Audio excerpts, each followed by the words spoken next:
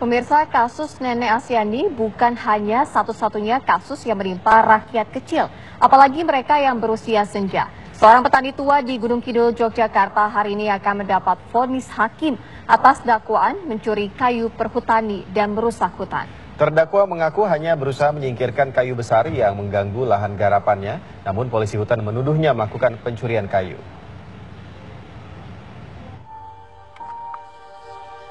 Jelang sidang vonis Selasa siang ini, Harso Taruno, petani warga Gunung Kidul, Yogyakarta, terus berdoa agar bebas dari semua dakwaan. Harapan kakek 10 cucu ini tidaklah muluk-muluk. Setelah bebas nanti, dirinya akan kembali beraktivitas seperti biasa sebagai petani dan menafkahi keluarganya. Berdoa, minta ampun dengan Tuhan. Mudah-mudahan mau sedang dikabulkan dengan Allah. Terakhir yang saya akan diperintahkan dengan mengasuh saya. Terakhir ya, saya berdoa dengan minta maaf dengan Tuhan. Mudah-mudahan Allah mengabulkan. Setiap harinya, pria 67 tahun ini masih terus bekerja mencarikan pakan dan mengurus ternak milik orang lain. Ia sempat ditahan 40 hari, namun beruntung penahanannya ditangguhkan. Jaksa di Pengadilan Negeri Wonosari mendakwanya melakukan perusakan hutan konservasi. Sesuatu yang menurut Harso tidak pernah ia lakukan. Peristiwa ini terjadi pada hari Jumat 26 September 2014. Harso Taruno mendapati pohon kayu jati yang tumbang di petak tanah garapannya yang ia sewa di kawasan hutan konservasi milik perhutani. Karena tidak kuat menyingkirkan secara utuh, Harso kemudian memotong pohon tersebut menjadi 3 bagian agar lebih ringan dipindahkan. Saat itulah datang patroli polisi hutan yang langsung menuduh dan memaksa Harso mengakui telah menebang pohon. Betul ya, maka terang ini ya mau jadi kecewa gitu Pak. Kecewa saya. Itu dan pokoknya itu. Padahal tidak pernah saya ini mencuri. akan mencuri merusak dengan apa maupun undang-undang pemerintahnya tidak ada harapan. Majelis Hakim Pengadilan Negeri Wonosari akan memutuskan Harso bersalah atau tidak dalam sidang pembacaan vonis siang ini. Kakek 10 cucu ini pun mengaku hanya pasrah dengan apa yang diputuskan pengadilan. Dari Gunung Kidul, Yogyakarta, Lukas Didit, TV One mengabarkan.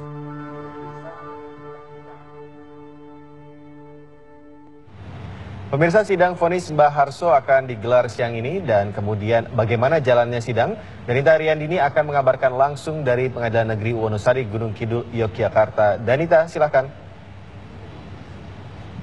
Reza, Sira, juga pemirsa, hingga saat ini proses persidangan dalam agenda vonis ataupun sidang putusan terhadap terdakwa Harso Taruno yang didakwa melakukan pencurian, penebangan maupun perusakan sebuah hutan konservasi di Gunung Kidul, Yogyakarta belum dimulai. Sedianya sidang sendiri akan dimulai pada pukul 12 waktu Indonesia bagian Barat, namun hingga saat ini belum dimulai dan terdakwa Mbah Harso sudah tiba di Pengadilan Negeri Wonosari, Gunung Kidul, Yogyakarta. Tadi terdakwa Mbah Harso tiba di Pengadilan Negeri Wonosari, Gunung Kidul, Yogyakarta sekitar pukul 11.45 waktu Indonesia bagian Barat, ditemani oleh sejumlah anggota keluarga, tetangga maupun tim penasehat hukum. Hari ini maksud kami agenda sidang sendiri memang agenda putusan dan direncanakan nanti dalam agenda sidang putusan ini akan dipimpin oleh Majelis Hakim Yamti Agustina, dan saya sudah bersama dengan salah satu anggota keluarga dari Mbah Harso untuk mengetahui bagaimana kesiapan dari Mbah Harso sendiri untuk menghadapi sidang putusan ataupun sidang vonis hari ini. Selamat siang, Mas Basuki. Selamat siang, Mbak. Mas Basuki, ini hari ini Mbah Harso sendiri akan mengikuti sidang putusan ataupun vonis.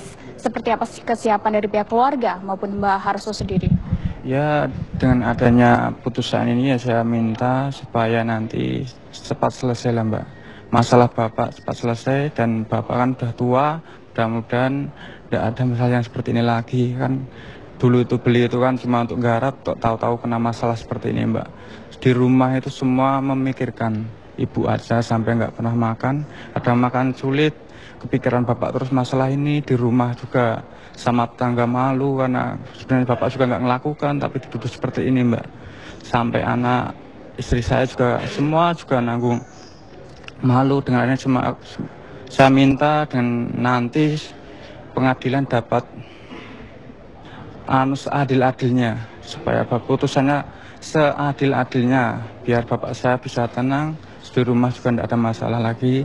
Seperti itu Mbak, yang saya harapkan putusan seadil-adilnya, yaitu karena dulu itu juga ibu saya itu pas beli tanah di situ itu kena musibah Mbak. Dulu ibu saya itu pernah ditabrak orang sampai 3 bulan nggak jalan. Baru setelah itu jalan, ada masalah seperti ini lagi.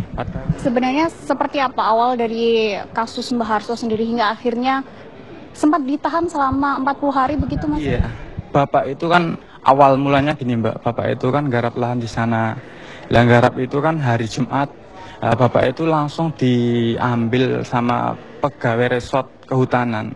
Katanya di situ ada pohon yang tumbang, dipotong, tapi Bapak kan nggak motong. Tapi cuma Bapak garap di situ, ya Bapak, siapa lagi kalau bukan Bapak yang motong. Padahal Bapak saya udah ngaku nggak motong. Setelah itu pas Jumat itu Bapak suruh pulang. Suruh pulang katanya kehutanan, suruh ada yang nemenin, padahal Bapak bilangnya nggak ada yang nemenin. Setelah itu Sabtu itu harus sudah Bapak suruh ke sana lagi. Bapak ke sana, Bapak langsung di BAP, langsung masuk penjara. Nggak ada konfirmasi ke keluarga, nggak ada. Langsung dibawa ke polisi, datang, langsung Bapak masuk penjara. Tahu-tahu keluarga udah Bapak di kantor Polres Gunung Kidul. Selama ini upaya dari pihak keluarga sendiri seperti apa Pak? Menurut pengakuan Mbah Harso sendiri kan tidak melakukan yang didakwakan, seperti apa? Dari upaya keluarga, dari awal itu kan namanya saya juga sebagai anak nggak tahu hukum, nggak tahu apa-apa kalau masalah seperti ini. Saya itu dari awal tuh nggak bisa tidur, nggak bisa ngapa-ngapain, karena bapak saya kena musibah seperti ini. Saya berupaya ke kehutanan, ke Pak, cari tempatnya Pak Widodo. Kan yang melaporkan Pak Widodo, saya berkonfirmasi dengan Pak Widodo. Pak, gimana caranya bapak saya ini kan sebenarnya nggak salah. Katanya Pak Widodo juga, saya dengan hati nurani juga mau mencabut masalah ini. Tapi kenapa nggak tahu Pak Widodo tetap kukuh untuk tetap menjalankan bahwa bapak harus tetap di masalah ini tetap berlanjut gitu loh. Setelah itu saya ke kantor polisi Palian. Saya minta ke sana, saya ketemu dengan Pak Polres, Pak siapa itu namanya, Pak Lili atau sama Pak siapa itu Pak. Nah itu saya konfirmasi, di sana juga seperti itu. Mas kalau seperti ini sekarang ilegal login itu baru sulit Mas. Saya juga nggak tahu login ke apa, nggak tahu. Pokoknya bapaknya akan saya proses, tapi mungkin saya percepat untuk sidangnya. Nah itu saya juga berupaya seperti itu kesana kemari, tapi nggak ada jalan keluarnya. Tanggapan Mbah Harso sendiri ketika tiba-tiba dibawa dan ditahan begitu? Katanya tanggapan bapak itu pas pertama itu kan dia sendiri kan ditanya terus Mbak, katanya ditanya terus, diteter, bapak itu sampai udah bilang nggak jawab, bahwa saya itu nggak melakukan, tapi katanya bapak itu sama kehutanan suruh mengakui supaya katanya cepat masalahnya cepat selesai. Makanya bapak saya bingung seperti itu kan, bingung, pusing, ya katanya digeblok-geblok juga sama kehutanan itu. Makanya bapak itu mengakui. Dan langsung saja bapak tak tahu kan kalau orang desa nggak tahu masalah, katanya tahu selesai, tapi masalahnya seperti ini Mbak. Terima kasih Mas, semoga diberikan ketabahan atas ujian ini.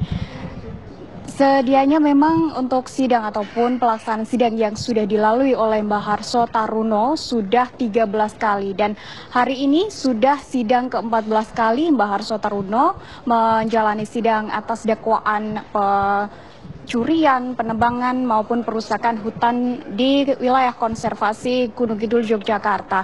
Dan sidang sendiri kami juga masih menunggu untuk dimulainya sidang, untuk hasil ataupun vonis apakah diterima atau tidak. Nanti kami juga akan kembali mengabarkan kepada Anda, karena memang jaksa penuntut umum kami mendapatkan informasi menuntut 2 bulan kurungan penjara dengan denda Rp400.000.